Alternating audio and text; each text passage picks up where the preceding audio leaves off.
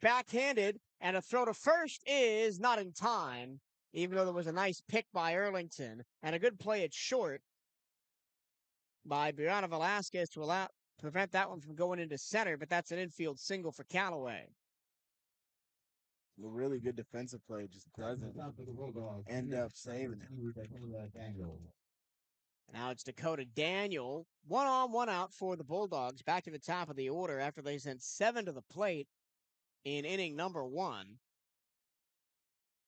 First pitch to her. Breaking ball outside. Runner goes to second. Here's the throw. Safe. It was a very close play, but Callaway's in there with a steal.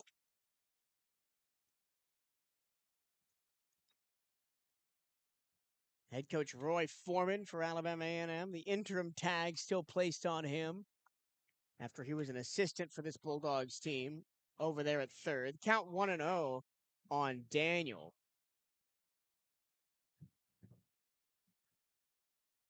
Pitch.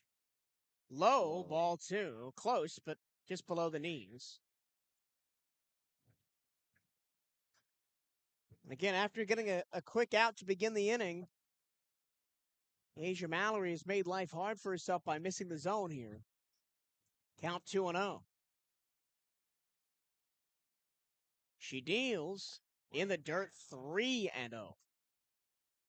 And to Mallory. Wildcat baseball playing today. This started first of a 3-game series in Alabama against Alabama State. They have not dropped a conference series yet. Looking to continue that hot streak as stay atop of the SWAC East Division. Of course, Florida A&M right on their heels. Yep. And softball trying to maintain their playoff positioning. They currently have a 1-game lead over Alabama State for third. And they're 2 games back of Jackson State for second, although Jackson State has won that season tiebreaker by sweeping the Wildcats last weekend. 3-0 to Dakota Daniel. There's a strike at the knees, and it's 3-1.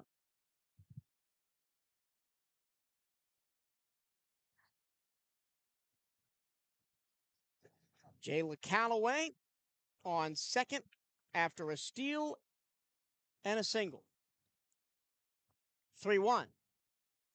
Outside ball 4, and it's first and second, nobody out. And Daniels reached in consecutive innings, a single and a score in the first and a walk in the second. Here's Allison Riches, who sacrificed bunted Daniel to second in the first. Riches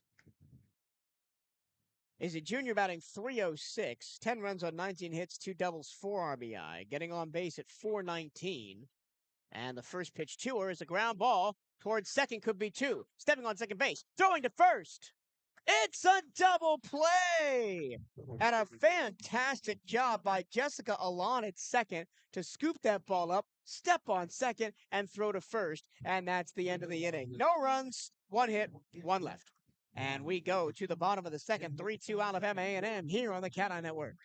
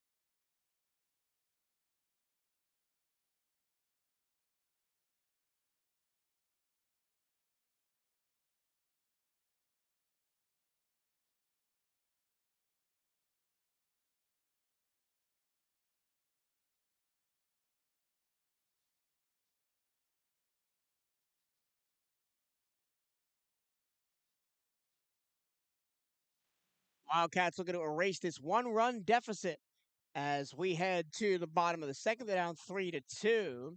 It'll be Callie Erlington to lead off. She's playing first base in the second game, replacing Sierra Clark, who played the first game. Erlington did feature in game number 1 as a pinch runner for Clark. Yeah. We saw that speed at work in that first game with multiple steals. First pitch to her is a breaking ball low from Christiana Beasley, who's back out in the circle for Alabama A&M. Erlington, the sophomore. Beasley, the graduate student, deals. Fastball misses upstairs 2-0.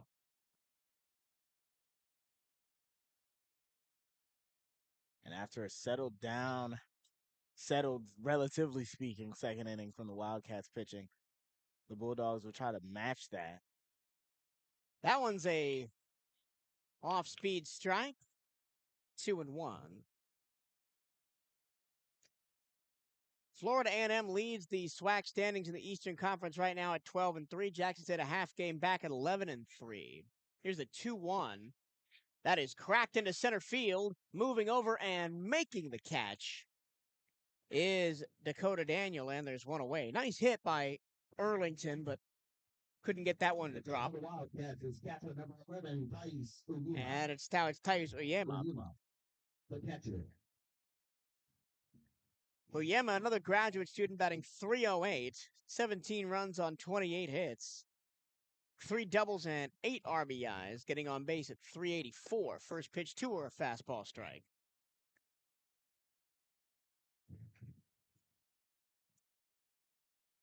Bethune-Cookman 9-6, third in the SWAC East. Alabama State fourth at 8-7. This is all before today's results.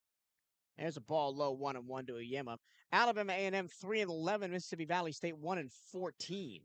Well, as I mentioned in the first game, Alabama A&M needs wins, and they need them in a big way. Pitch, and it's fouled away, 1-2. But Alabama A&M does close with the 3 series against the 3 top teams. They'll play Bethune-Cookman here this weekend. Next weekend, host Jackson State. Then they'll wrap the season up at Florida A&M. Yep. Tough stretch of games. Breaking ball outside, 2-2. In the West, preseason favorite Prairie View A&M leads the way at 13-1. Fantastic conference season so far for the Panthers. Southern is second at 9-6. Arkansas Pine Bluff at 6-5. The 2-2. Oyema taps it to third, and she'll be out at first. Nice stretch play over there by Swoops to get the throw from Faith Cross, and there's 2 down. Being in the SWAC East is like being in the AL North. Just tough team after tough team after tough team. I'm sorry, did you say AL North? What conference is that? Wait a minute. AL East. Oh, my God. Oh, my days. My Rays had to squeeze my brain there. That's not right. First pitch is a ball high to the 9-hole hitter, Joyce Bloom. Bloom, a junior, batting .244, 13 runs on 22 hits. No extra base hits, 10 RBIs. Bases empty, 2 down as Beasley looks to get a 1-2-3. Another upstairs. It's 2-0. Rest of the standings in the SWAC West. Arkansas Pine Bluff third at 6-5. Texas Southern a half game back at 6-6. Grambling State 4-10. Alcorn 2-12. 2-0.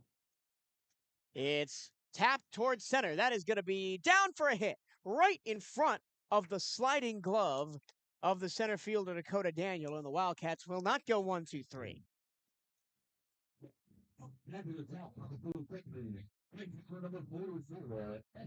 Wildcats do not go softly into the night in the second inning.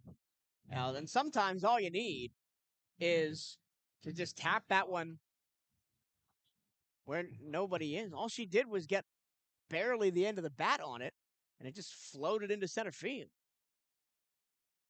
Now back to the top of the order. Here's Essence Gibbs. Walked and scored her first time up back in the first. Wildcats down 3-2. 2 outs, bottom 2. Beasley deals. Breaking ball strike outside corner, 0-1. Top 4 in each conference make the SWAC tournament. May 7th to 11th out in Mississippi. The 1-2. There's another strike, this time a fastball at the knees. And Beasley has done a great job almost recreating what Helian Gonzalez did for the Wildcats in game number 1. A nice mix of pitch speeds and locations. Yeah. And after 0-2. Outside 1-2. having a unsettled first inning, much like Gonzalez, she's seemingly settled down here, but 2 outs, 2 strikes, 1 ball. But we've seen a lot of stuff happen in these 2 strike, 2 out counts. Wildcats lived with 2 outs in game number 1, scored 4 runs with 2 outs in the 4th inning to break the first game open. That one chopped toward the pitcher, off the glove of Beasley, and everybody's safe. Beasley just couldn't handle that, and the deflection took it far away enough from the second baseman, Erica Ellis, that nobody could come up with it. So Bloom goes to second. It's an infield single for Gibbs. And here's Jocelyn Davis, 2 on, 2 out. Davis bunted for a hit in the first, stole second, and eventually came around to score. First pitch, a ball outside, 1-0.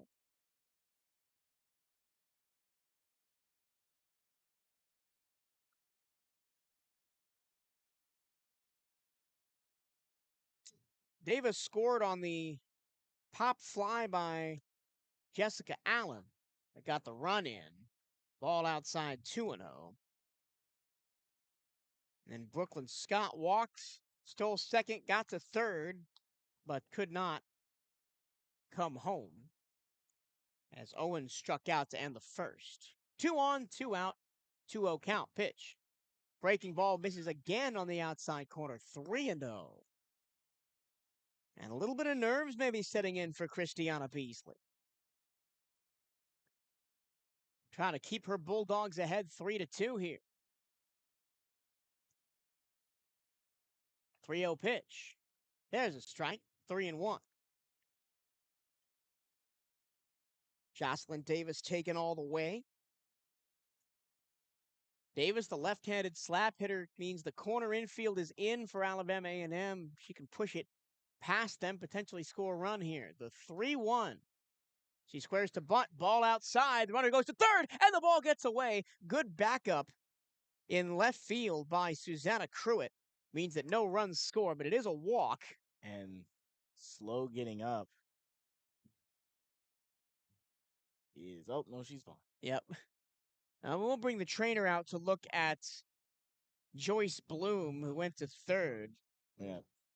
Saw the ball get behind her and went to run, but just her foot was still on the base, so it just kind of caught herself and just ended up staying there. So Wildcats have once again put together a little 2-out rally here. Base hit, walk.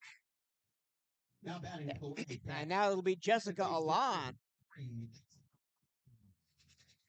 Bases loaded, 2 out. Alon does have an RBI on the pop fly to shallow right.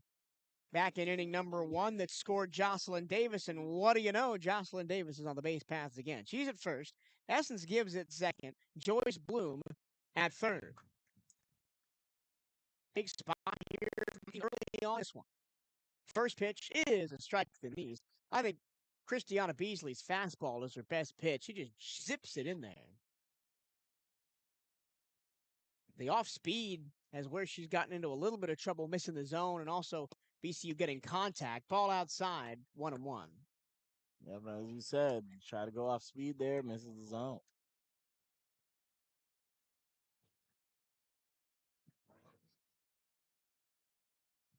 Jessica Alon batting .312 on the season. She smacks this one to center field. It is to the wall, past the glove of Daniel. That'll score 1. That'll score 2. That'll score 3. It's a bases clearing 3 RBI double for Jessica Alon, and the Wildcats have taken the lead 5-3.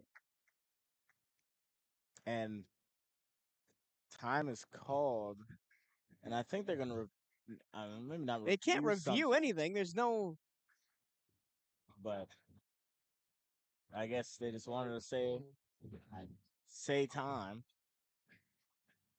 because Alon, when she ran around, was at second, was thinking about going to third, And then she throw got in. bumped off the Yeah. base by the shortstop, but nothing there. First pitch, low ball one to Brooklyn Scott, who walked and was stranded on third in the first. So I expected a high scoring game out of this one, and we've pretty much gotten it 5-3 in the second.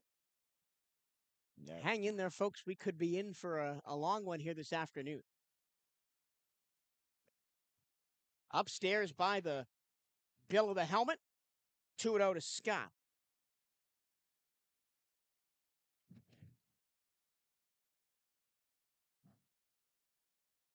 Alon on second after the bases clearing 3 RBI double to left center. There's a ball outside 3-0. And after we talked about Asia Mallory from Bethune-Cookman, the pitcher not finding the strike zone in the last inning, problems starting to show in Christiana Beasley's game with the walks. Yep. 3-0. She watches ball 4 inside. It's a 4-pitch walk. First and second. The inning continues with 2 outs. That's Brooklyn Scott's second walk of the game. And the fourth, given up by Beasley. And we're going to have a meeting on the mound here. So what have you seen early on from Scott that kind of made her fall off here in inning number 2? Yeah, she had it going, and then it's just the control on the off speed kind of went away, and then I don't know if she didn't want to keep throwing the fastball or if she didn't trust it, but she kept going to the off speed. It wasn't working. Kept putting herself in hitters counts, which allowed Alon to get that double. And then she's been at 2 outs for a good chunk of this inning and just hasn't been able to finish it off. The first 2 batters of the inning went down quickly. And there's a first pitch strike to Brianna Velasquez. First and second, 2 outs. After Erlington flied out to center and Uyema grounded out to third, Bloom singled, Gibbs singled, Davis walked, Alon got everybody home with a double, and then Scott walked. There's another strike, and it's 0-2 to Velasquez, who flied out to left her first time up. Yep, and this game won't be good for her ERA even if she pitches a complete game. This is the 8th batter of the inning for Bethune-Cookman. 2 on, 2 out, 0-2 pitch. Waste one in the opposite batter's box, 1-2. Yeah, but at this point, you just got to start pumping strikes. It's 1-2. You already have 2 outs. You already have given up a couple runs in the inning. You just need to get her out. 1-2. She does throw that one in the zone. It's fouled away. Velasquez late on that fastball, barely got a piece of it. We've already had a meeting on the mound as Coach Roy Foreman is headed out there to talk to his graduate student pitcher.